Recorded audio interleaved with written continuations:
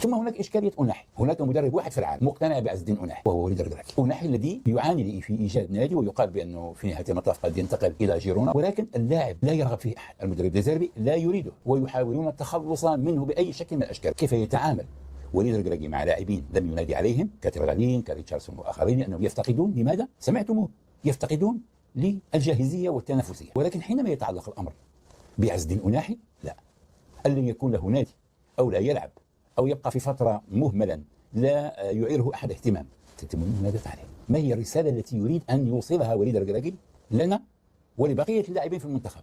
تخيلوا معي لاعبين يجتهدون طوال الموسم، يكدون من أجل أن يحظوا بثقة الناخب ويتم استدعائهم من المنتخب الراهبي، ويجدون معهم في المعسكر لاعب لا يلعب وليس له نادي مثلا، وهو الذي يبدأ المباراة أساسي. تخيلوا معي درجة الإحباط.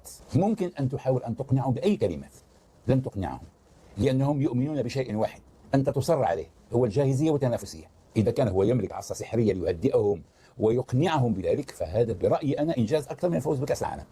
أن تقنع لاعب لديه تنافسية 100% أن يبقى على دكة البدلاء ولا يدخل المباراة، ويقتنع ويؤمن بأن الأحقية هي للاعب الذي لا يلعب، هذا أكبر إنجاز ممكن للمدرب أن يحققه.